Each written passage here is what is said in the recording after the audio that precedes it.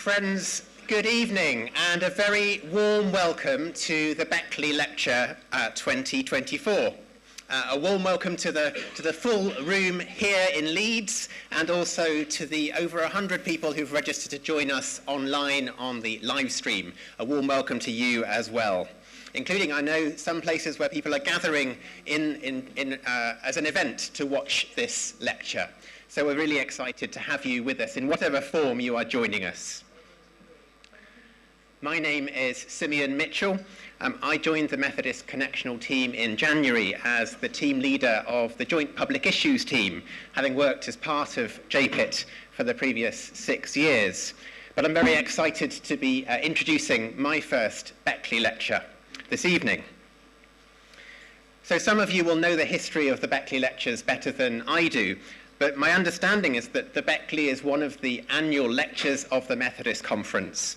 It was established nearly 100 years ago by a lay Methodist whose aim was to help thinking Methodists to reflect on the social, political, economic and ethical challenges of the day.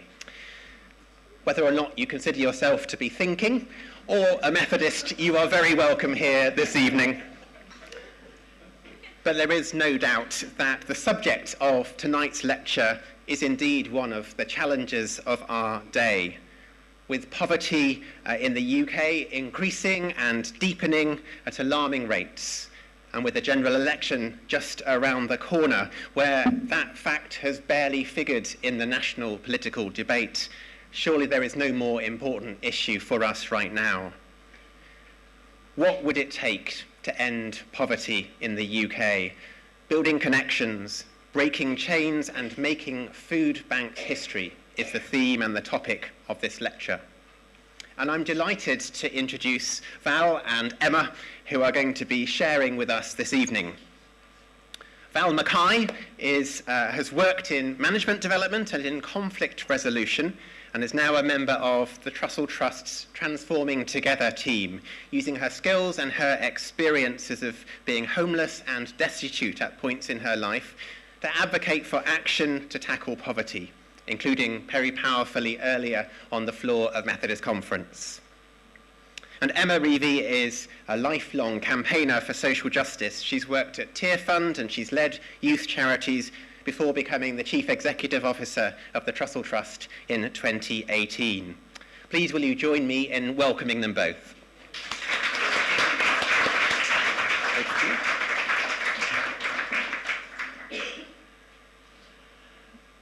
Thank you so much, Simeon. And thank you. Oh, Siri says you're welcome on my iPad. Apologies. And thank you all for the opportunity to be here this evening. It's a real honour to be here and to be invited to give this year's Beckly Lecture. Val and I decided to deliver this lecture together, and I just wanted to say up front that we're saving the best till second, to set your expectations before I share some reflections. And I'm really excited for us together to hear from Val in just a moment.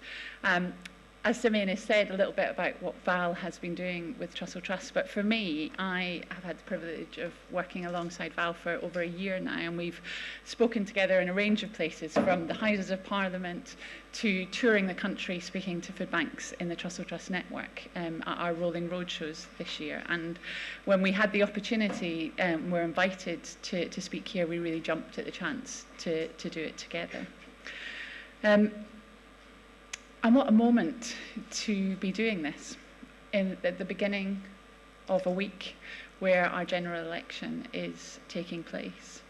And I know, although a lot of the conversation you've probably been having today and the national conversation at the moment is looking to the future, I wondered if just for a moment I might take us back a few years.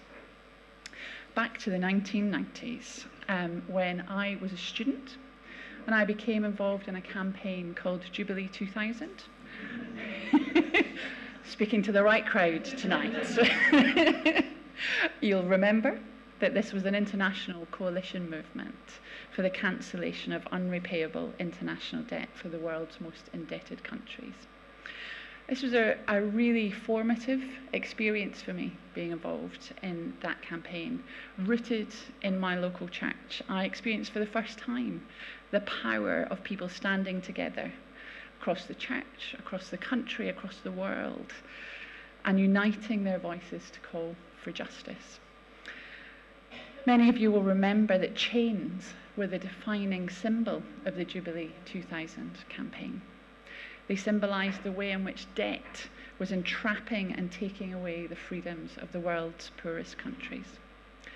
And they connected with that biblical imagery that we'll all be familiar with, like that in Isaiah 58, where we hear the words, "Is not this the kind of fasting I have chosen, to loose the chains of injustice and untie the cords of the yoke, to set the oppressed free and break every yoke?"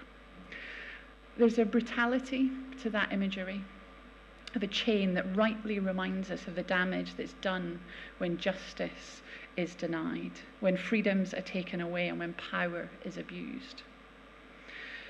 It underlines the imperative to act in the face of injustice.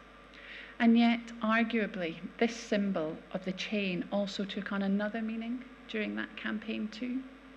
Some of you will remember in May 1998, the giant human chain that was formed in Birmingham. I bet lots of you were there, where more than 70,000 people gathered together in an effort to put debt relief on the agenda of what was then the G7 summit of world leaders. Isabel Carter, who played a really key role in the development of that campaign, described what it was like to take part in that day. I don't know if I need to say this because so many of you were there, but I think she writes really powerfully about it. And she writes, "It was an extraordinary feeling with plenty of tingle factor, knowing that all around the city over 70,000 other people were joining hands to make up this human chain. We knew that it was being filmed from the air, and I found out later," she writes, "that in some areas the chain was several people deep. But we had to stretch sometimes to reach the next person in our area. Each person mattered. Nobody really wanted to let go after the assigned 2 minutes, and so we continued. And after about 20 minutes, we reluctantly broke up our section of the chain, but everywhere the atmosphere was now electric." And just reading that, I still have a bit of a tingle factor. An incredible moment. What strikes me from Isabel's words, and from the footage of the day in Birmingham, which you can watch on YouTube if you want to see it, is the sense of connection that this human chain evoked. People from different backgrounds, different parts of the country, and different parts of the world coming together in one place to make a stand, to ask leaders to pay attention and to act. And of course, this wasn't just about the connection between the people who took part in Birmingham. It was about connections with people across the globe who really needed to see change happen, and about connections with global political leaders who on the day agreed to meet with the campaign leaders, and through whom ultimately the campaign led to over $100 billion of debt owed to 35 of the world's poorest countries being cancelled. An extraordinary outcome. Coming forward 25 years, almost 25 years to now, and our goal at the Trussell Trust is of course different. Our focus is on the UK context, and our vision, as many of you will know, is for a UK without the need for food banks.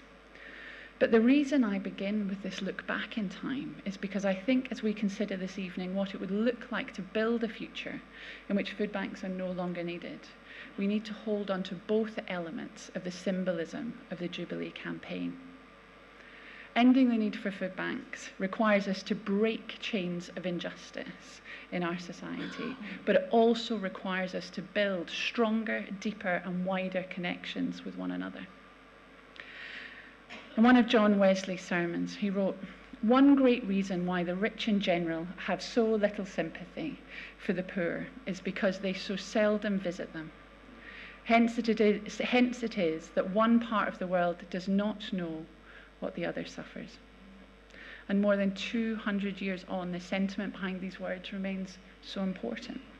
If our society is so divided that we cannot relate to or understand one another's experiences, we will struggle to properly notice, much less effectively address, the biggest and most important challenges of our time.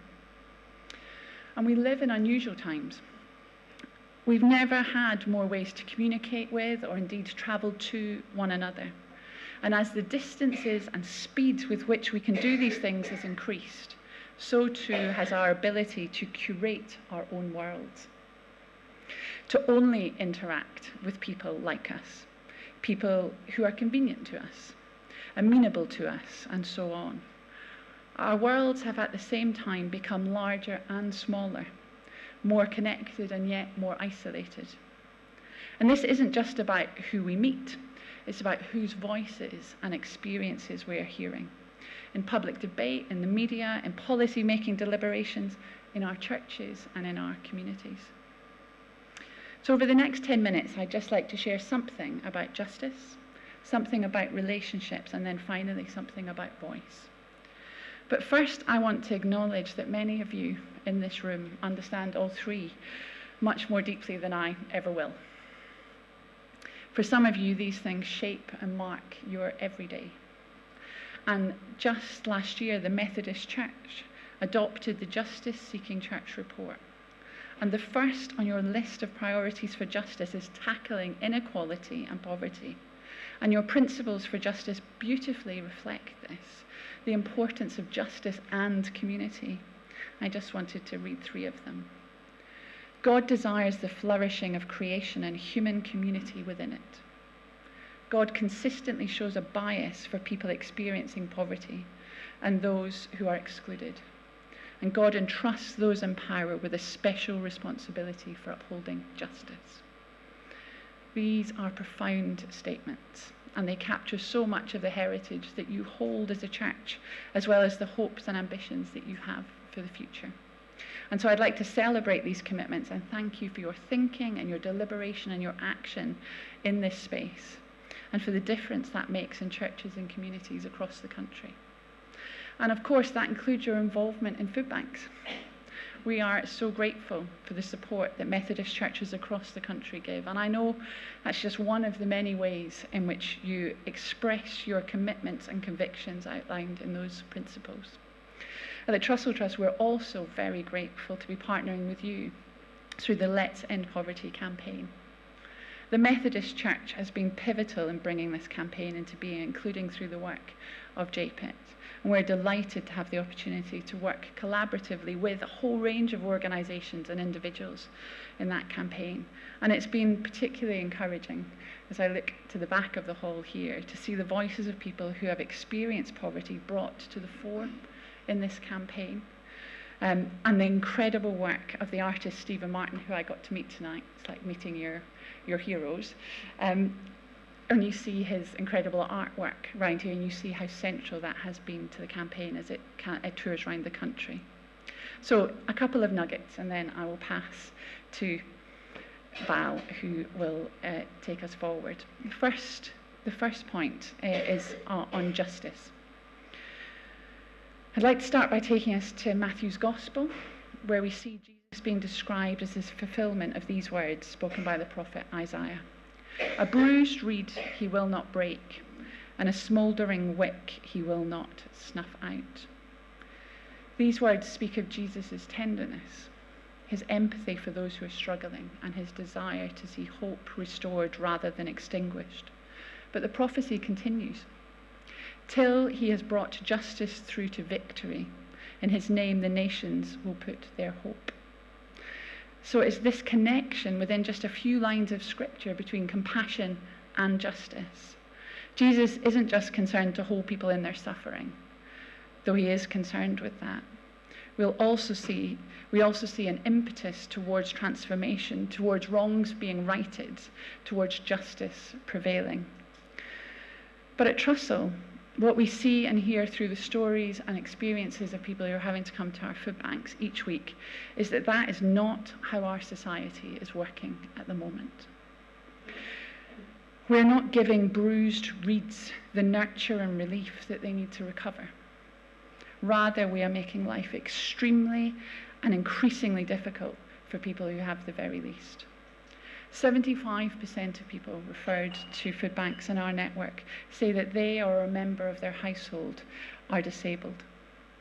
2/3 have experienced an adverse life event, such as bereavement or relationship breakdown or redundancy in the past 12 months. And 16% have been in care as a child, which is 5 times as many in the general population. And a combination of inadequate social security, insecure employment, and high living costs mean that rather than giving people in the lowest income grace and respite at times of difficulty, the structures of our society are crushing people and making it very difficult for them to recover. The numbers of emergency food parcels distributed by food banks in our network rose to its highest ever level last year and continue to increase this year. What this tells us is that the chains of injustice that need breaking in our society are still there, still need broken. This isn't just a local issue, it isn't primarily a personal issue, although personal relationships and responsibility do of course matter a great deal. If we want to see an end to the need for food banks, we'll need to see bold changes in government policy that prioritise people who are in poverty, policies that give people for whom life has become an incessant struggle for survival, hope for the future. Secondly, on relationships. I'd like to say a bit about relationships. It's about 2 things about relationships: the connections between us in our society and in our local communities. There are two types of relationships I'd like to touch on. One, the relationships of nurture and support and solidarity that we all need in our lives at all times, but especially when we're suffering or facing significant challenge. The other are relationships within which collaboration is built, common ground is found, and ambitions for change are realised and acted upon. Both of these types of relationships have an important part to play, I would argue, in bringing about our vision for a UK without the need for food banks. More than 1 in 4 people who are referred to food banks in the Trussell network are experiencing severe social isolation, meaning that they have contact with relatives, friends and neighbours less than once a month or never. 1 in 4. That kind of isolation impacts people's mental health, their resilience, their ability to cope with the day-to-day problems that many of us would ask a family member for help with or seek counsel or advice from friends and family. This kind of isolation puts people in greater risk of falling deeper into poverty. And so creating time and space for supportive relationships within our communities is vitally important. And as far as possible, these should be alongside relationships. Relationships that invite people to bring what they have, whether that's a little or a lot, whether it's joy or pain, or something in between, and share it with one another. Relationships in which we honour one another's agency and experience and seek to build one another up in love. Relationships, too, in which we are forced to reckon with some of the injustices and impossibilities that many of our neighbours are facing. To stare with them into the face of problems that are deeply unfair and to a large degree immovable by their or our own efforts alone. That brings me to the second kind of relationship, the connections and collaborations we need to build if we are to bring about change on a large scale, like the kind of change that will see food bank numbers reducing rather than increasing. These need, of course, to include people with experience of deep poverty themselves. And they also need to reach far beyond the confines of our churches, the Christian community, and the comfortable spheres inhabited by whoever we think of as our people. Whether they are people of a particular political persuasion, people who share our view of the world, or people who are similar to us in some other way. As a charity, you may know, we are required to be non-partisan with regards to party politics. But even if we weren't, our values and our vision would lead us to be. Because ending the need for food banks is such a big challenge and requires such long-term change that we need to build cross-party consensus. We need to build deep and broad agreement amongst our political leaders that it's not okay that people in this country are going hungry, and that this can and must change. And looking further afield, we need to build consensus, not just amongst politicians and policymakers, but amongst businesses, influencers on the mainstream and in social media, and the general public too. We need to build alliances with people we disagree with on many other things, people who our friends might not expect us to associate with. And Jesus, of course, was well known for hanging out with unexpected people whose behaviours were considered immoral by their contemporaries. And I wonder if perhaps we've developed a tendency to frame this radical inclusiveness that Jesus models through our own political and moral lenses. I imagine many of us wholeheartedly advocate for a Jesus who mixes with people who are downtrodden and oppressed, and I'm certainly not here to critique that. But what about a Jesus who also reaches out to the affluent, to the flawed but powerful, to the leaders who feel themselves to be a moral mixture? What if Jesus is inviting all of these people, all of us, to build a kingdom, even a united kingdom, characterized by greater justice and greater compassion than we currently see? Relationships across differences and across disagreement will be crucial if we're to bring about the change we need to see. And we'll only be able to do that in partnership with others. And the church has an important part to play, definitely, but so do a whole range of other actors. So what then is our role in reaching out into spaces of discomfort and disagreement to build relationship? And so finally, before I hand to Val, just a few words on voice. I'm conscious you've been listening to mine for quite a while now, so I'm going to be quiet in a second. I'm almost finished. And like many of you, I'm sure I have felt a responsibility to use my voice and to speak out about what I'm witnessing at Trussell Trust and about what can and must change. But I've also been challenged by the example of one of my trustees, the Reverend Bev Thomas, who often asks us at Trussell the question, who's not round the table? She's always seeking to hear voices that are not being heard. People experiencing poverty are not voiceless, but they have often become used to not having their voices heard and listened to. Whether that's by people they're trying to get services and support from, by employers, by politicians, people in power, even in their churches. Around tables of political debate and media commentary, they are very often missing. And this compounds the problems that people are experiencing and makes our communities and society the less for it. So perhaps, therefore, what it means to make way for justice, what it means to build relationships of mutual nurture and support, and relationships of collaboration and connection, is to always be asking ourselves which voices are not round the table, and then making space for some more chairs to be pulled up. Thank you. I'm going to hand now to Val.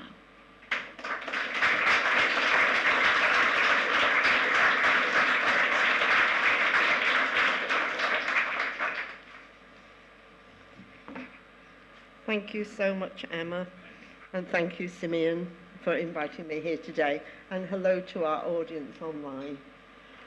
I'll cover a little bit about what I talked about at conference, in terms of looking at what we're talking about when we're talking about poverty.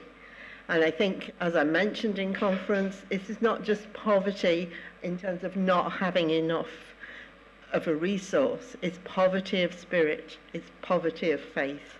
It's poverty of love. It is, as Emma said, it's about isolation. It's interesting, isn't it, when Simeon was talking that, these Beckly Lectures have been going on for over 100 years. And who would have thought 100 years ago, in a society that has become more and more affluent, that the issue of poverty would still be on the table? As I mentioned earlier, we have never had a point in recorded human history where there was no poverty. It doesn't mean we can't have it in the future. And that is very much the essence of faith, in terms of believing something that seems impossible to us is not impossible to God. Martin Luther King said a while ago, when actually spoke about being the generation that can make the difference.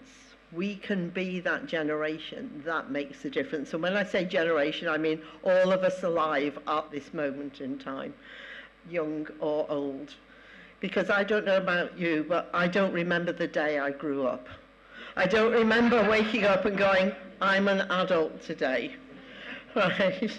And I hope I never actually reached that point in terms of life. But I think it is about, very much for me, being given the opportunity to come and speak today, to share some of my experiences, in the hope that we can actually look at the narrative that has created the poverty that we have. And as Emma was talking about, we look at the narratives, the way that we talk about people. We are all just human beings. And we've all had a diverse range of experiences and things that have shaped our lives. I often talk about something which, when we're talking about poverty and charity, we don't think about, which is about the joy of giving. And I would say, who here in this room has experienced the joy of giving? Now, can you believe that there are some people who've never had that experience? And this isn't people who don't have much to give in terms of physical resources. This is actually people who have massive amounts that they could give. So they're suffering from a poverty of spirit. Something is going on that has taken them to that place. And I think it's Frank Buckman said, there is enough, right, for everyone's need, but not for everyone's greed. And I think one of the things that we need to think about is actually what is it that drives someone's greed? Because actually, underlying all of that, there is the sense that there is not enough. I know of a person, right, who is struggling to make his first £1 billion and feels a failure because he's only got to something like 987 million. Now, the stress that that person has, right, is not quite the same as me wondering if I can pay the rent next month, but it's still a stress. And I think what Emma's talking about is so important. It is going that bit deeper to actually have that understanding of what is it that makes us human beings behave in the way they do. And that's been the passion for most of my life. It's trying to understand why we do what we do. And I have to say, part of that was driven by I could not figure out why I was doing what I was doing. And one of the things that has brought so much joy into my life is, as I stand here today, I know why I've had those experiences. I know that this is all about being here today to share, so that together we can actually work together to create the world we're supposed to live in. A world that is filled with love, peace, joy, and compassion. We're actually situated here in a museum which is a tribute to humankind's ability to wage war on each other, to create weapons to destroy things. How can that be? What was it that drove that? And one of the things that drives it is fear. That fear that I need to have power. I need to have power over others because otherwise I am not safe. And of course, it's completely a self-fulfilling prophecy. I used to do management training, and when I first started to do it, my nerve level was quite high, because actually in my training I'd watched a whole audience riot and leave. Please don't do that tonight. Right? And I thought about it, and as I say, because to me, when I first looked at it, it was like this seemed to happen out of the blue. And so as I first would go in, and I thought about it, and then it dawned on me that actually the person who'd been running the training program had actually triggered a really powerful reaction in the audience, and then out of fear had carried on with it. But I came up with this solution, and the solution was, I need to keep everyone in the room. So what I'm going to do is I'm going to bring a gun in, and I'm going to tell anyone if they leave, I'll shoot them. Right? You could guarantee that they wouldn't have left. Okay. But if I sort of lost concentration and control and kind of, fell asleep or something, because actually the trauma of having to stand there to do that would be quite strong. Someone would come and take the gun off me and probably shoot me, thus proving to me that I was right. And I talk about war as an acronym for We Are Right. So my solution to that would be, I'll have to have a couple more people at my side who can also do that. Now, can you see how ridiculous that scenario is? But actually, we see that. We see those things. We see how fear creates the very thing we fear.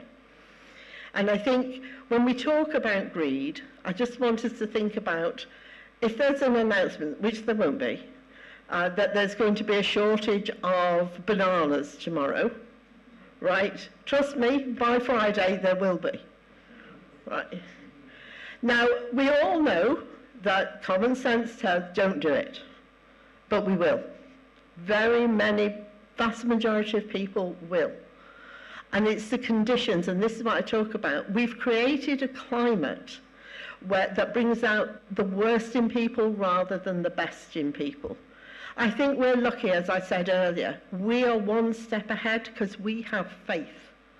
We actually believe in a God that is there for us with love. I was at evening prayer at conference. I did come in and say, I don't need to speak now because the evening prayer and meditation covered it all. My family laugh at me when I talk about, and people talk about things, and I go, love is the answer, tell me what the problem is. Right? But acting from that position of love and understanding and compassion can be quite challenging, especially when we are feeling under attack. But very often what we are casualties in other people's war with themselves and parts of society at war with itself. So we live in this, with this narrative around, I am the exemplary of a poor person. As Emma was saying, I spent 3 years couch surfing, right? I have never been so ashamed in my whole life. And actually, I can tell you that, and this was a few years ago, and one of the things that actually enabled me to shift beyond that, I felt the shame, but felt that God was calling me to talk about it, so I'd share it. But actually, Emma and I shared a platform on Sunday Morning Live, and I heard myself describe the fact that in the space of following the death of my husband, and in the space of 3 months, the work that I was doing, my contractor failed, so I didn't get paid. And then my landlord decided to sell my house. And it was only watching myself on TV that I actually went, do you know what? It wasn't all my fault. It wasn't all my fault. But actually, it made me feel incredibly vulnerable, because if it's not my fault, then I'm part of something bigger than me that I can't control at all. And I think that was quite an interesting scenario. But what that gave me, and that's the joy of working with Emma and everyone at Trussell, which I have to tell you is the best organisations I've ever worked for in my life, was knowing that I wasn't alone. Because all the rest of my life I'd been alone. It's like, after my mother died when I was 26, I became mum to the family, and remain that way, and anti-Val. I'm anti-Val to a whole range and raft of people. And everyone relies upon anti-Val. Well, I loved that, totally loved it. But when anti-Val needed help, it was like, I can't tell him, I don't want to worry anybody for a start. I don't want them to be worried about me because, so I actually had created a codependency which I didn't realise I'd done. And I think one of the important things that I've learnt in life is like the journey in life is to A, independence, and B, interdependence. But that we can get sidetracked into codependence, and we create systems that actually reward that process. But we've had a culture now, particularly within the West, of this cult of individualism, that I can do this on my own. Well, that's fine when you're about 7 and you're telling your parents, you're not the boss of me, I can do this, right? But that's not the reality of life. We weren't born on a planet with 7 billion other people to be on our own. And I can remember being castigated by a number of my single friends who would tell me off for not wanting to be alone. And I actually believed that they were right. And I would go, there's something wrong with me because I want to be with people. I want to be part of something more than me. But there's challenges. There's challenges there along the way, you know, in terms of expressing vulnerability and it being safe to be vulnerable. I read a very interesting article a while ago that talked about why people educated at some of our public schools should never be put in a position of power over other people. Purely because they were brutalized at a very early age. And I remember hearing, I think it was A.A. Gill on the radio, talking about being sent to boarding school at the age of 7 and believing that was it, that his whole life with his parents was finished. And he just had to adapt to this new world. I was completely shocked when they turned up at half-term to take him home. Now, can you imagine the impact of those brutalized experiences? And it's interesting because we don't tend to, you know, as I say, we do tend to group people into particular things, and then we stereotype. And of course, every stereotype has a kernel of truth within it, but then we wrap a massive untruth around it. One of my great passions has actually been, been about peace. And myself and another colleague used to say we thought we were the only 2 people in this country who believed that peace was possible. And I believe that peace is possible, and I always say, and I don't look a bit like Miss World. I never, ever have. Right? However, whenever I've talked about it, people will come and they'll pat me on the head, and they go, now, Val, it's human nature to fight. And I go, it's actually human nature to survive. We hold a belief that fighting ensures survival. Now, if we looked at the statistics, that is so obviously untrue. But what is true is we've all felt hurt, we've all felt angry, we've all, in the moment, wanted to lash out and do something, right? The chances of us doing it is very low. We train armies, we actually have to train people to kill people. Right? It's not within us in the way that we have been led to believe. And actually, if we focused all that energy, not on trying to kill people, but to have compassion, to be like Jesus, to actually have compassion, to share, to be part of something. If we listen to the Lord's Prayer, it tells us every day, it's said in conference, give us this day our daily bread, not next week's bread or the week after, or next year. But we live in a society that's I'm not saying you were not careful, but what I'm saying is that so many times, how many times if we were now on the hunt for bananas, how many people would then share the bananas that they've got? And yet, we have so many examples. I was in Plymouth not that long ago, and having some fish and chips and talking to somebody who was homeless, and offer him some of my fish and chips, and he wouldn't take them. So in the end, I went and got him some fish and chips. He then took those fish and chips, and I found him round the corner sharing them with someone else. And it's that sense of connection and community and understanding where we feel safest and the most comfortable. And so in a world where I was brought up in a, sort of leafy middle-class suburb. We have footballers, famous footballers, where I live. to be honest, I hasn't been a football fan, so I didn't know that at one time I was living next door to the Liverpool captain, Steven Gerrard, because he was just the lad that I chatted to when he put the bins out. So, you know, that was just one of those things. But actually, you know, and I think it's this, we need to get back to the point where we see people as people. People as people who've been conditioned into responding in a particular way. And if I attack someone for their views, what are they going to do?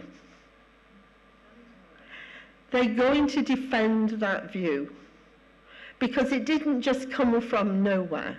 And they're going to give me evidence, and they could be extremely aggressive, they could be passive, they could be that. So the point of attacking someone for something that they think, right, even though, and trust me, I've watched TV, particularly some of these debates, and I've been like, no, this is so not right. But actually, that, you know, and it's good to feel like, we can feel like that. But actually, you know, we've been given a gift from God to move beyond that, to move to a level that doesn't maybe come naturally in the first minute, but that's because our brain is literally in amygdala hijack, and we believe that we are seriously under threat. That's why we have to take that pause to breathe and reflect, and to look at something that is greater than us, and to reconnect to God and God's Spirit. And one of the things that struck me the other day, I was on a Bible study, and we were talking about, you know, we talk about poverty as if it's there. Not here, not the people in this room, but lots of people. I get it all the time. You know, people look at me and they go, oh, you don't look like someone who's been homeless. And I go, how do you know? How do you know? Because most homelessness is hidden. You know, it's not the person that we see in the street. It's all those people who have nowhere to go, right? And who are, as I was, couched. I was so lucky. I had brilliant friends. I didn't even tell my friends how bad it was for me, right? I kind of pretended that it was all okay. I was enjoying this freedom, this independent life, and like worrying all the time and being desperately ashamed. Being in London with £5 to last me a whole week staying with a friend. I was lucky, I have a bus pass, I could get round. I couldn't get on the tube, right? Because I didn't have the money to do it, but I was there for a meeting which I thought was so important to be there at, and so I wouldn't tell anybody. Now, the friend I was staying with, if I had told her, she would have helped me straight away. But it's the shame and the stigma that we carry that is actually one of the most defeating things in the process. And this is the thing that's not fully understood when we talk about the impact of poverty. When we talk about, well, that person could just go and get a job, or that person could just go and do this. It doesn't work that way. You wake up in the morning and all you can think about is there enough for today or next week? I actually, even to this day, can't afford to think more than a couple of months ahead. And I'm really lucky, and I don't have children to support. Who knows what I would do if I had children to support? And I think these are some of the things that we need to look at, that we are just human beings and we're reacting to things as a result of the things we've been conditioned to react to. But we have an opportunity when we have that awareness and that ability to move beyond judgment. So at conference this morning, right, we were talking about, I'm trying to think of the, you know, the parable, he who's without sin casts the first stone. Right, it's that issue of that judgment that we have. And judgment actually can be quite an easy thing to do. It's a nice, easy, oh, there's just something wrong with those people over there. They're not like me. And I actually have a theory that the closer that we are to slipping into homelessness, destitution, poverty, or whatever, the more we actually have to marginalise people who are already there. Because actually, if they're not, if I'm like them, then that could happen to me. So again, it's all about fear. I think, you know, one of the issues that we talk about is the battle between love and fear.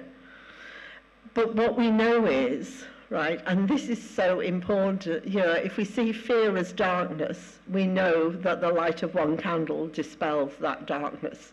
It's not actually a thing in the way that we think of it, but we have the opportunity to actually do something, to actually be beacons of light in our own sphere, in our own area. And there is something that you may, some of you may be familiar with, called it's actually called the sort of the Goldilocks effect, right? So if something is too big and too overwhelming, we won't go for it.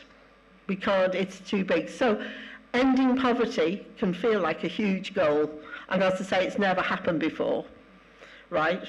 And I'll repeat that, doesn't mean it isn't going to. So that's too big. And if it was just a couple of people and it wasn't really that big a deal, we wouldn't bother. So we have to have a challenge that just stretches us and is believable. I was at a conference on hope 2 weeks ago, and some of the research had been done in Israel-Palestine, right? And the speaker, whose name I'm sorry to say I can't remember, had actually done and talked about this graph and this journey between hope and expectation. And on all sides, there is hope that it can be different. And on all sides, the expectation of it being different is really low. So the motivation then to act because it feels impossible. Now, if we have the faith and the hope to actually be able to give a little bit of light and hope and shift how people look at things, together we can hugely make the difference. It would be lovely to think that, you know, governments will just listen to us and do whatever we say, but actually we can start by modelling it ourselves. You know, people often say, well, what can I do? I'm too small to make a difference. And you know that phrase, anyone who thinks they're too small to make a difference has never slept with a mosquito. It's really simple. And I just want you to imagine, and I think, you know, these are some of the stories to share. So we have all at some point in time faced getting a bill that was bigger than we thought it was going to be. We've all had that experience. And, you know, hopefully most people are lucky enough to maybe be able to just flex things a bit and get that bill paid. But when you're on that pathway into poverty and destitution, that's not just a one-off mosquito moment. That is being consistently bitten by mosquitoes. So we cannot think. We don't do what looks common sense to do. We can't do it because we're not there. We've spiraled into a space to a point of despair. You know, where I live, we have a railway line and we have a poster, because the railway line, there's a little path that actually goes through a field and then there's a crossing, right? And before people enter that path, there is an advert for the Samaritans. Because for me, one of the hardest things I ever had to do was ask for help. That was, and some of you may have seen the painting in St. Paul's where it's Jesus standing outside the door and the door's all covered in ivy. And it's, you know, the thing that changed it for me was the, you know, ask and you will receive, you know, knock and the door will be opened. And taking that step to do something, for me, that was so radical, was the thing that transformed my life and enabled me to get to be where I am today, which is where I believe God meant me to be. And I think that, you know, Einstein very famously said, a problem cannot be solved in the dimension in which we created it. So this is not about thinking ourselves out of this. We didn't create the welfare state. We didn't plan it to end up the way it has. We didn't plan to make people feel that they were criminals in the system. And I think it's why it's so important. And we picked sort of arbitrary figures for what people would need. Now, we saw with the cost of living crisis that people don't have, right? They don't have an extra £500 every month to pay for things. It's not there, right? And the good thing about that was it did actually, though, give people a sense, maybe, of that world that John Wesley talked about, you know, the place where people haven't been, to actually see, oh, there is, to see that deeper impact. And I think, you know, back in the day, 100 years ago, people used to write papers about things, and they would debate them. Right, now we live in a world of sound bites. I recently did an article for the Metro, and I foolishly read the comments that people had made. I have to tell you, there wasn't one single positive one, right? But what that reminded me of is just how depressed the world has become. And I think that was the important thing. And I think particularly now, post-COVID, COVID has made a difference. We're in a space of grieving COVID. So through the stages of grief, we had denial. Do you remember the year after COVID, we've forgotten all about it? Just completely. And we still, and you know, I know so many people, and we talk about it, and talk about 2019, or something that happened. We talk about it like it's 2 or 3 years ago, because we've missed that bit out, because it was so shocking, it was so different. But now I think a lot of people are in the anger stage of that, and then gradually, one of the things that always struck me with COVID was, why do we keep saying we want to go back to normal? Normal wasn't really very nice. Right? What were the great things that we learned? We learned through COVID that it was community that made the difference. It was feeling cared for. It was all of those things. It wasn't about going to the shops and buying more stuff. It was actually, I want to connect, I want to be with people. We recognise at last that loneliness is the greatest killer in our world, in our Western world, in Britain. It's loneliness and stress that then leads to illness. And as I say, we didn't set up a social security system to do that, to deliver on that. And I think that's important to know. And it's now, how do we come together to talk about the changes that we need to enable us to work together to create something more? And each of us can just do, I talk about just one person or just one thing. If we can just do just one thing to bring a smile to someone's face in the day, I actually just smile at people. You know, I go to London, I smile at people on the tube. I'm brave, I'm so brave. But it's about making that connection. It's just about, we can each do a little bit, and we have no idea where that might go or how that may spread. But as I say, a smile costs nothing, doesn't take anything from us, and it actually can bring joy to people. If we see someone, you know, if we connect with somebody, be it in a queue or something, just having a chat. And people who don't want to talk to us, trust me, they won't. We don't have to force it.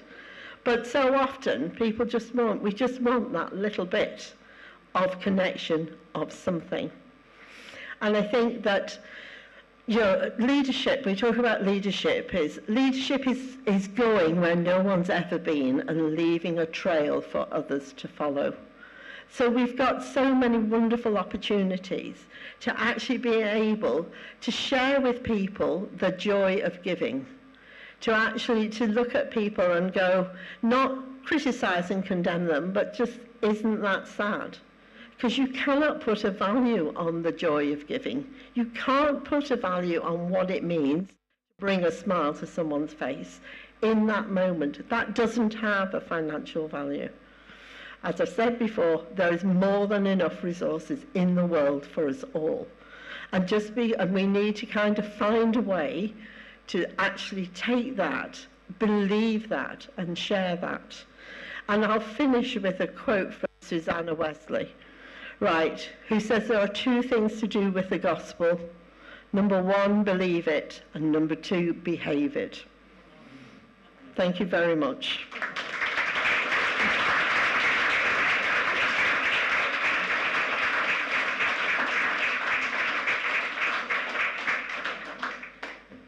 Wow. You have both given us so much food for thought, and now we have a chance to have some conversation and some time of questions and answers. But Val invited us to pause before doing our immediate reaction, didn't she? So I invite you to pause for a moment and take 2 minutes. And maybe if you want to, in the room, turn to the person next to you, and if there's something that particularly struck you, just share that with each other. If you're online, it's time for a break from the screen, okay? Have a stretch, look away. And 2 minutes, we'll come back and see what questions people might have for Emma and for Val.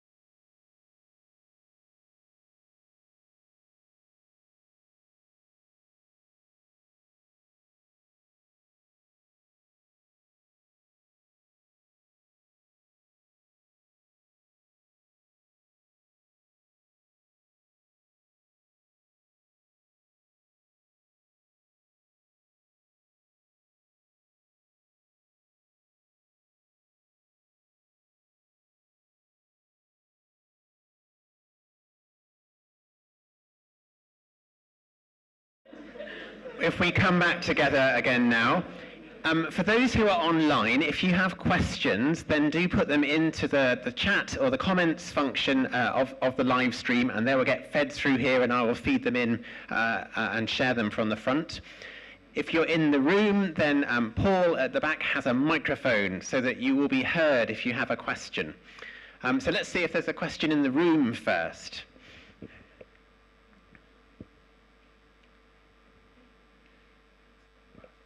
In the front.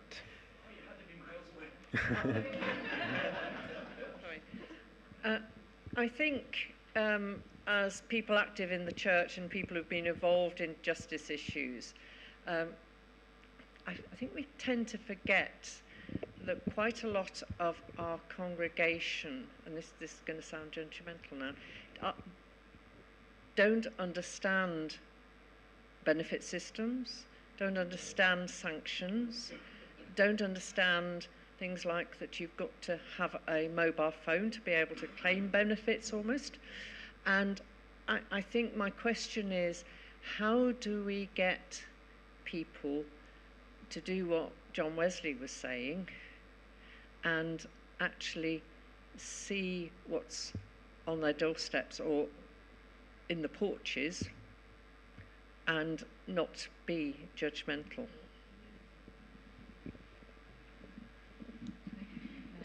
Yeah. I think it's the question, isn't it? I think Val unpacked it so well there. There's something about how do we create connection and build relationships, because actually just telling somebody information often just makes them think maybe quietly to themselves, oh, but there's probably another side to that story, whereas creating encounters, opportunities for a relationship, I think make a difference. I was at both Conservative and Labour Party conference last year, and I wasn't on the panel like I normally would be, but actually two of our lived experience experts were on the panel on behalf of Trussell. And the difference in politicians engaging with somebody when you're looking to somebody in the eye, and justifying how the social security system works. When somebody's saying, well, actually, I'm aware of how that social security system works, just brought a softness and a realness to the conversation that was very different from talking in the abstract. There was an opportunity for relationship, and actually after both conferences, both ministers followed up with our lived experience partners who were on those panels, and it was the beginning of relationship.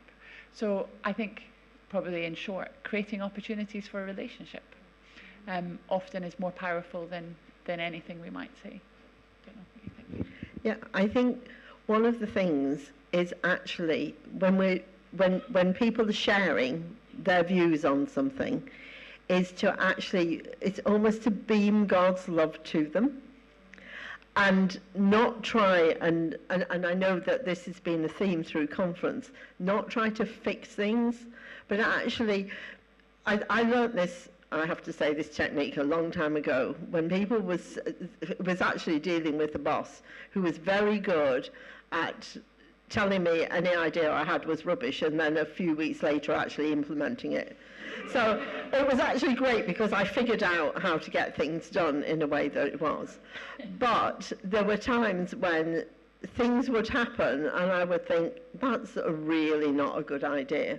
And I would use the phrase, that's really interesting, talk to me about it a bit more. I want to understand it more. Tell me about where that comes from. And I've got a friend who's sort of pioneered something called SUMO, which is speak up and move on, right? And he talks about life as a beach ball. And the closer you are to the beach ball, the fewer colours that you can see. So it's taking that beach ball further out so that you can see more of it, or standing at it at a different angle. So as I say, but it is approaching that person not trying to get them to change, because actually that just builds our automatic resistance.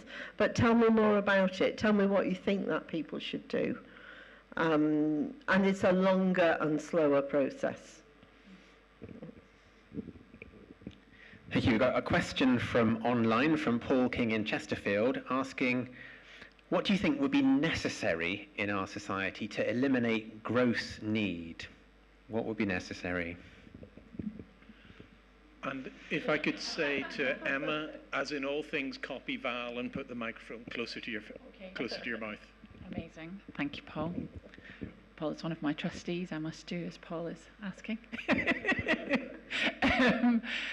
So we at Trussell have put together the building blocks that we think are necessary to see a future without the need for food banks. Definitely one of the key building blocks is a social security system that is sufficient to meet everyone's essential needs. At the moment it's not. At the moment the value at which social security is set is about £30 a week below what it needs to be for a single person just to afford the essentials, the bare essentials, which means people are having to make impossible decisions. So first and foremost, we need a social security system that is working and is sufficient to cover people's essential needs. But then there are other key building blocks. We need to look at housing. We need to ensure that disabled people are supported with quick and fair decisions, particularly around accessing and eligibility for working age benefits, recognising that the system at the moment does not provide that, and therefore that's why we see such an overrepresentation of disabled people having to come to our food banks. We need to be, so we have social security, we need to be looking at housing, we need to be looking at issues around disability and also around work. Work at the moment is not enough of a protective factor. 1 in 5 people who come to our food banks are in work. So they're not earning enough money from work to be able to afford essentials such as food. So we need work that is fair and just and secure, where rights are afforded to people from day one when they come into work. These all feel like big things. And they are big things, but they are foundational building blocks that we need for a fair and just society. They are things we would expect for ourselves and that we need to ensure are in place for each other. So it's a big roadmap. They're chunky building blocks, but it's absolutely possible to eradicate destitution, to end deep poverty in our country, and by virtue of that, end the need for food banks. And I would just say one of the things we need to think about and share is what is the cost of not doing it? Because purely in financial terms, the long-term cost of leaving the situation as it is going to be far greater than sorting it out now, because it's intergenerational. We've created a society where young people now are going to grow up with those same fears and those same lack of hope, and the same, there's no point trying, or who am I, and feeling that powerlessness. So it's going to show up in all our other systems. And I think recognising that, I used to be a magistrate, right? One of my colleagues wrote a book about the history of our magistrates' court. And I can tell you then, so this was back in the 80s, we had the same names show up right the way through. And that's something that we need to look at. What is the cost of ill health? Not just to an individual, but to society at large. It's not just the human cost. It's actually the physical, financial cost. So why would we not do something about it? Thank you. We've got one at the front here.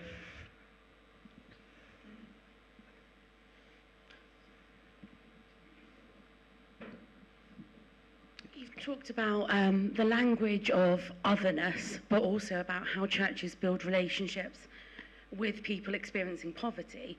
But what would your advice be to maybe people within the churches who are feeling that shame and are hiding that they are living in poverty as we go through this campaign, and how, as a church, we all relate to one another when others might not know we have people in church experiencing poverty? I was going to say very much the $6 million question. It's about I think one of the things that we can do is, in terms of maybe talking in church in a generic way, talking about how it feels. Those of you who've heard me speak today, you can go, I heard this woman speak last week. Nobody would have thought she was in that position. But it's also talking about that message of love and compassion. And also, one of the things that made me actually ask for help was a friend of mine who couldn't help had suggested to me that I asked another friend who could. And I was like, no, I can't do that. Right, I don't know that person quite well. And they actually turned it around and they went, Val, if you were in a position to help somebody and you didn't know they needed help, how would you feel? And so maybe it's a question that I can't say the definitive answer to this, but I would say it's just recognizing that it could be a problem, but making it so that this is an almost natural thing to happen. That, for some people, there just is not enough at the moment. I don't have much to add, only to say that one of the most common things I hear somebody say when they come to food banks is, I never thought this would happen to me. And being able to, when having a conversation and somebody shares that somebody in their family is disabled, or that they have caring responsibilities, or that they've been through a bereavement recently, and being able to say, maybe to talk a little bit about some of the structural injustices. Like that, I talked about the bruised reed. Like our society is just crushing us all a bit. And so maybe being able to talk a little bit and create space for empathy in that situation, to talk about the things that we are all seeing in the systems that are not working right, create space for us to that's something we can share together, whether we're directly experiencing the worst excesses of it or not. I think it's important in churches. Should be full of people talking about systems that are unjust. So there's another one at the front here. I was just going to make a comment.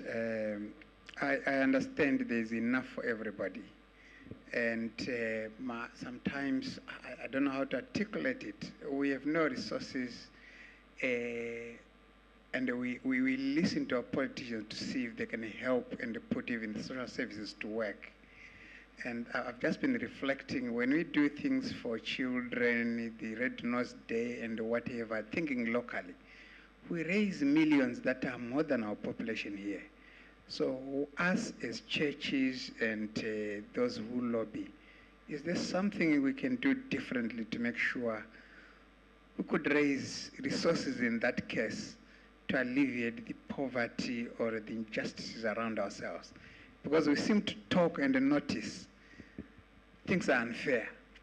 But when money is needed for some of these things, not that they're not relevant, you look next door and say, why can't we do the same even locally for our own places?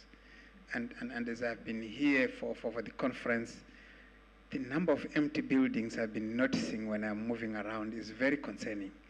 And I was just saying, it's not even part of the discourse of the current election, and we're going to vote next week. So even as a church, in our own sympathies and whatever, I find our voice is missing. But in this room, we seem to be talking of things that can help. I'm at a loss. I don't know how to answer that kind of question.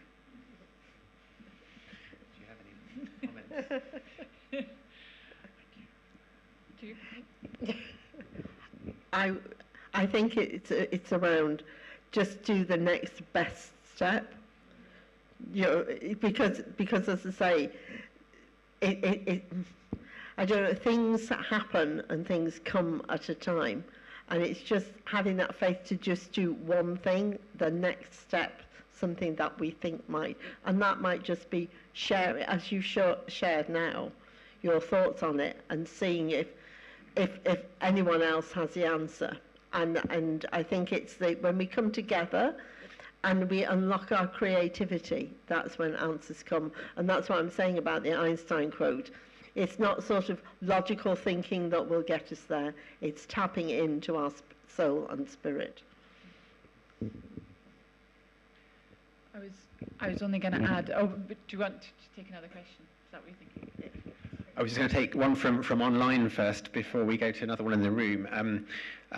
From Becky, who thanks you both, but says, how can churches best work towards meaningful prevention of poverty rather than simply tackling the results of poverty, like collecting for food banks? I think that's part of what I was touching on to begin with. I think it's that combination of justice, which is looking at our systems and realizing it's very much part of our responsibility as churches to be speaking about the systems in our country and whether they are just or not, calling for changes that ensure that they are working not to crush and keep people down, but to enable and hold people through difficult times. So I think in part it is not only staying in a posture of compassion, but also justice. When it comes to that posture of justice, though, in terms of prevention, I think what I was speaking about around relationships is so important. Relationships have a protective factor. Being able to reach out to your friend or a family member when things are a bit difficult can stop a short-term crisis turning into long-term hardship. And so many of us now, because we've maybe had to work, move for work, because costs are from friends and family, people don't necessarily have the support you think they might have or the support that you have. So how can we in churches offer those kind of relationships, to offer ourselves up?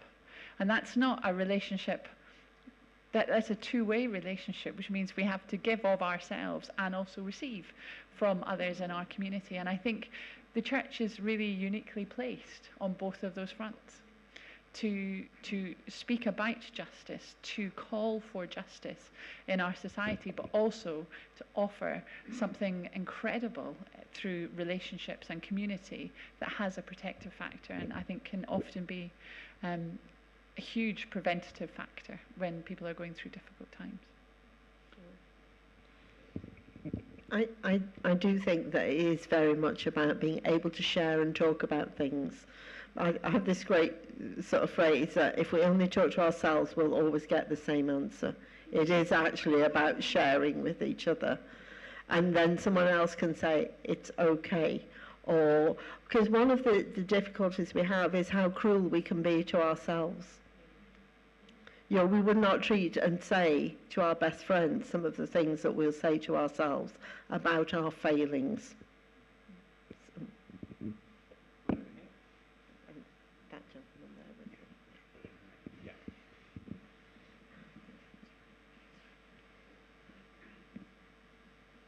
Well, you started by talking about the Jubilee 2000 campaign, and I'm sufficiently old that I was involved with that. And just a word of hope in that regard. I was actually a civil servant at the time in the Department for International Development in a new Labour government, which had just come to power. And the then Secretary of State for International Development, the wonderful Claire Short, didn't think that debt relief was a serious issue. But then the chain happened at Birmingham that you very much spoke about.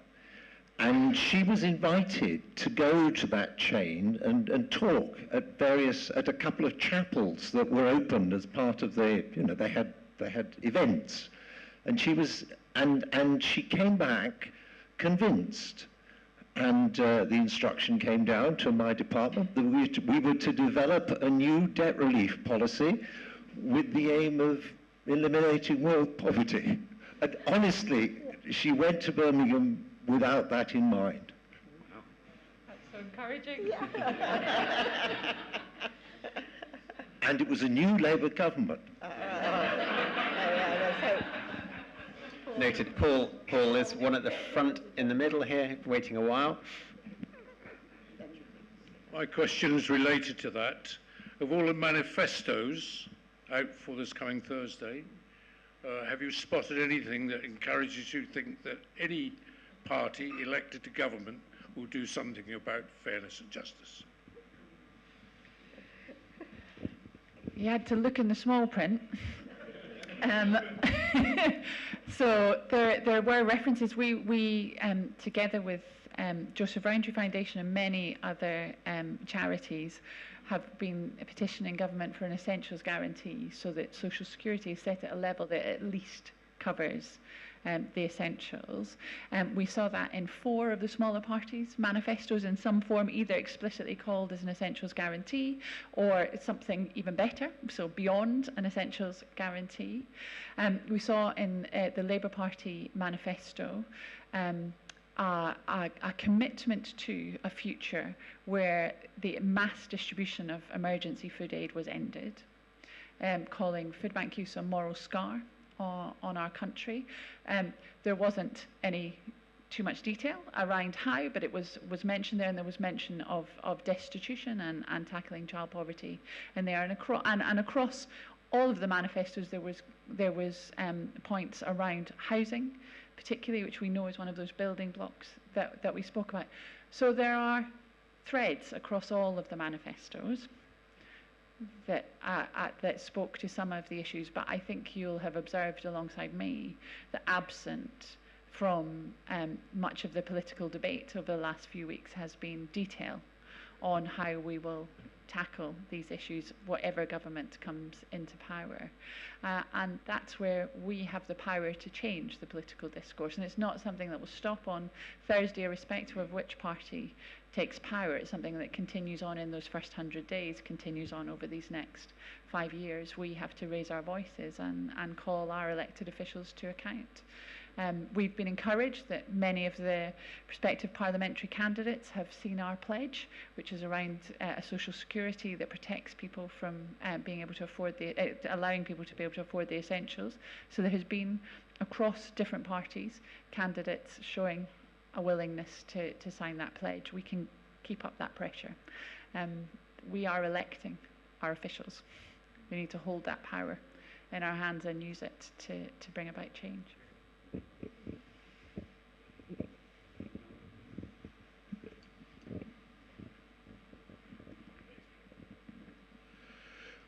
Thank you for your encouraging conversations with us. We're truly grateful. One of the challenging aspects which has been alluded to in the online question, how churches can be helped to work to eradicate rather than to rush to open more food banks. Could I twist that and ask in a different way and ask the question, do you have any experiences you can share with us of churches not in competition with each other? Because I believe in the aspect of independence and interdependence, something that creeps in between is the competitive spirit. If the Roman Catholic Church down the road can do it so well, we Methodists can also do it. And so you end up within a mile having 3-4 food banks opened in the same vicinity. And how do we cultivate that culture of interdependence and send people to go helping each others rather than seek to develop our own? And I'm asking this from a perspective in an area where I was superintendent not so very long ago. We were working very well with St. Mary's Church in supporting their food bank until a steward told me, we are providing more of the food. They are very little and they're very small in their congregation. But we Methodists are providing more. So why don't we just open it here? So how do we then learn to cultivate that culture of interdependence as opposed to independence that creates a competitive spirit? And then lastly, within the ambit of that, one of my favorite theologians, Miroslav Volf, in Exclusion and Embrace in his book, speaks about the need to seek to embrace otherness. Look for those things that help us to reach out to the other rather than those things that keep us independent. Thank you.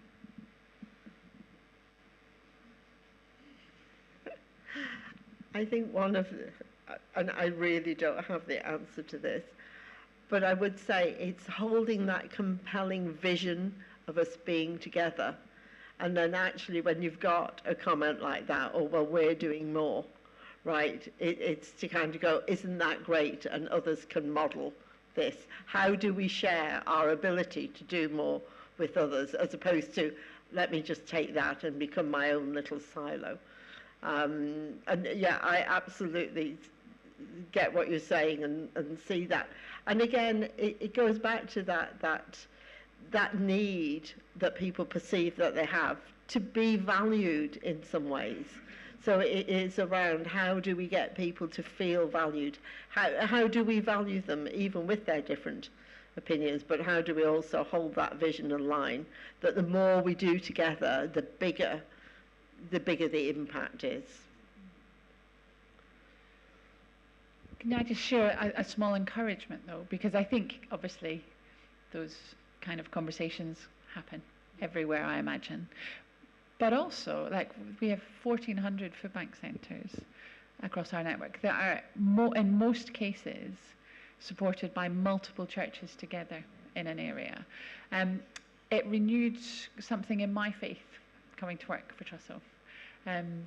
When I saw Christians of all stripes working together, but also working alongside people of other faiths and no faith at all in their community to a collective response that it's not right that in our time this is happening. And I think there's something around a shared set of values and a shared sense of purpose that actually allows people to rise above kind of individual or unit self-interest. And I've been blown away by seeing that in communities. So there'll be pockets where it doesn't quite work sometimes and people have a bad day. But across the board, I think, particularly in the first few months of the pandemic, when you saw churches just giving over their whole buildings to food banks, pews filled with tins, just made me think, my goodness, these are our churches right in the forefront of responding to people in their communities in crisis and doing it together. So it was, yeah. So there's lots to be encouraged by, as well as always room for improvement.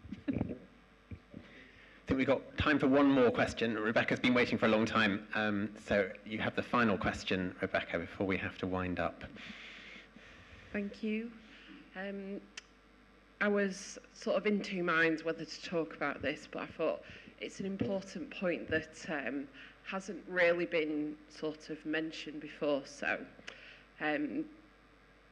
we've got our church council on Wednesday, and we've got one of the things that we need to discuss is that while we're very good at supporting our local food bank, we do work with people in poverty, we've started seeing this horrible sort of undercurrent of gossiping about people who are worthy of needing help and people who, they're taking advantage, which to me really saddens me, because it's like there are so many reasons why people might need to use food banks and other such services, but is this something you've encountered in the Trussell Trust, and have you got any strategies that I might bring to my church council to say this is how we can treat people with the dignity and respect and not need to know the reasons why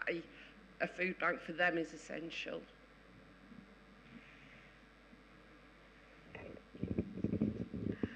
I think one of the things that is really important, and this is purely anecdotal, right, but I always stop whenever I can to talk to people who are on the streets.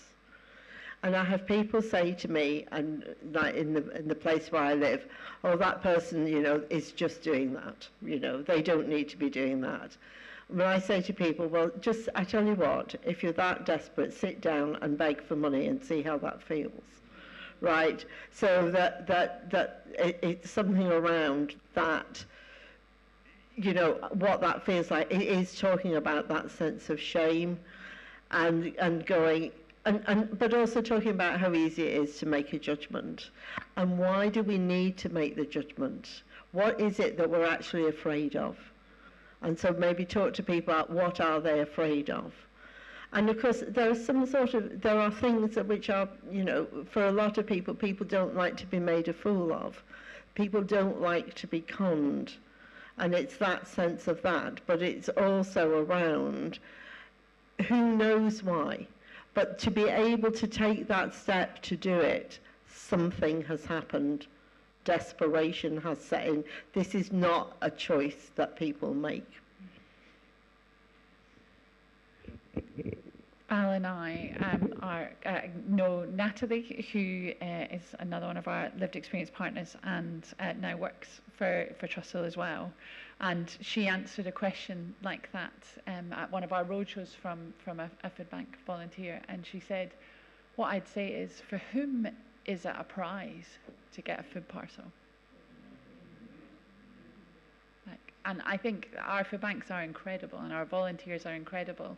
And for many people coming, a food parcel is a lifeline, but it's never a prize. And I thought that was the best answer I'd heard to that. A second thing I would say, though, is people are tired.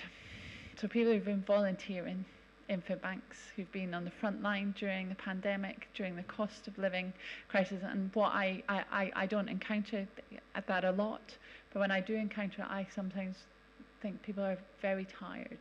And there is such a thing as compassion fatigue. You just become overwhelmed. You've had to distance yourself because actually hearing people's stories and trauma day after day becomes overwhelming. And so sometimes it's about offering somebody the opportunity to step back for a little bit and to take care of themselves. And so, yeah, that would be my only thoughts. Thank you both very much. I'm afraid that our time is coming towards an end. You have sparked such a lot of conversation. I apologise to those who had questions and haven't had a chance to answer them, both online and in the room. But that's a tribute, I think, to the wide-ranging conversation that you have enabled us to have. You've taken us not only into the realms of poverty and policy and the work around that, but also human behaviour and how change comes about in individuals' lives as well as in society. And that's inspired us and that has challenged us, and we are enormously grateful to you both. So thank you.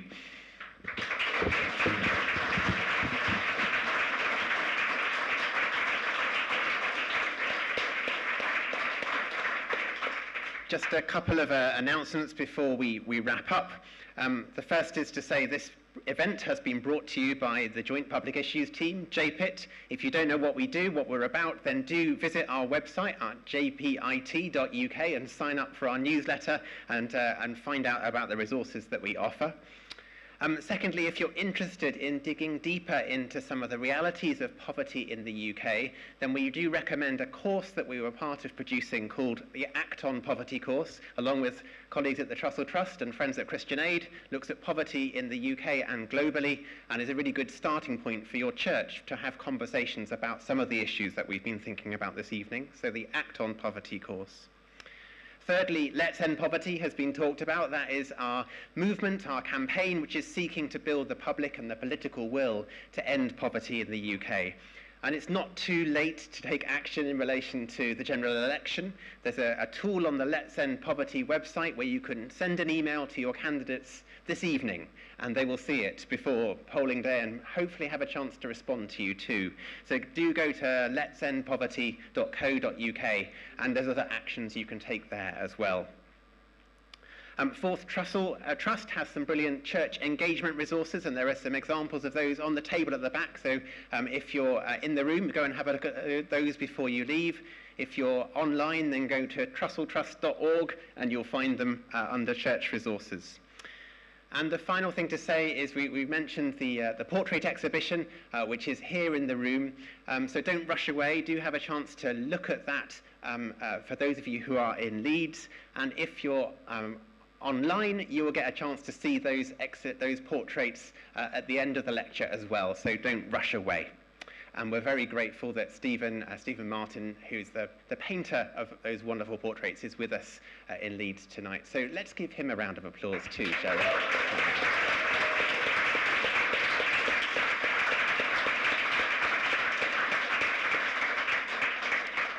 Finally, thank you all for your participation and for your attendance this evening. And thank you again to Emma and to Val.